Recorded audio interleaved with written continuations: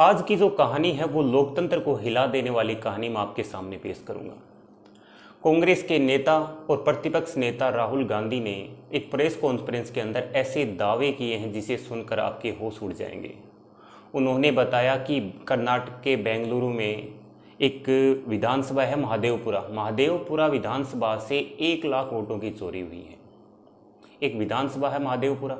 यहाँ पे मैं आपको बता देना चाहता हूँ कि जो टोटल वोटिंग है वो 6 लाख है। इस 6 लाख में से 1 लाख वोटों की चोरी है वो बीजेपी सरकार के द्वारा कर ली गई है। अब वो वोटों का विवरण उन्होंने अलग अलग दिया था जो मैं आपके सामने पेश करूंगा।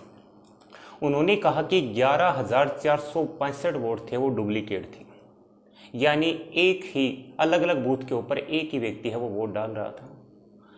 40,000 वोट ऐसे थे जो फर्जी थे, जिसका पता था वो भी अवैध था, और जिनके अंदर पिता का नाम दिया गया था वो भी गलत था, क्योंकि उनका जो पिता का एड्रेस है वो अल्फ़ाबेट के हिसाब से दिया गया था, जैसे IJKKLMNOP ऐसी, जो किसी भी व्यक्ति का नाम नहीं हो सकता।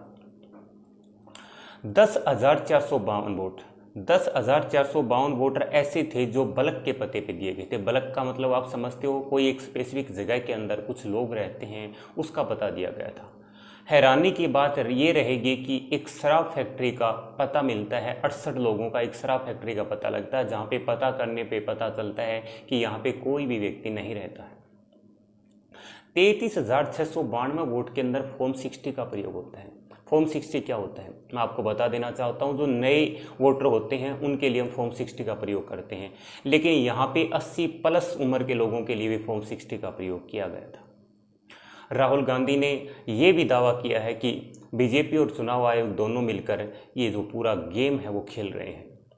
मान के चलिए एक सीट से अगर 1 लाख वोट की चोरी हो रही है तो आप अंदाज़ा लगा सकते हैं कि पूरे देश के अंदर कितने वोट हैं वो फर्जीवाड़ा किया गया है। ये क्वेश्चन सिर्फ राहुल गांधी का या कांग्रेस पार्टी का नहीं है, ये क्वेश्चन इस देश के प्रत्येक नागरिक का है, क्योंकि जिस दिन आप ऐसे फर्जीवाड़े के अंदर फंस जाओगे उस दिन आप सिर्फ एक दर्शक बन के रह जाओगे, नागरिक नहीं। आपको अपने हक के लिए लड़ना है, आपका अपना सवाल है वो सरकार से करना है, सिस्टम से करना है।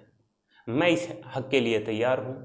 आप कैसे अपने आप को सोचते हो, अपने हक की लड़ाई में साथ देते हो या नहीं देते, वो आप पे डिपेंड करता है। जय हिंद, जय भारत।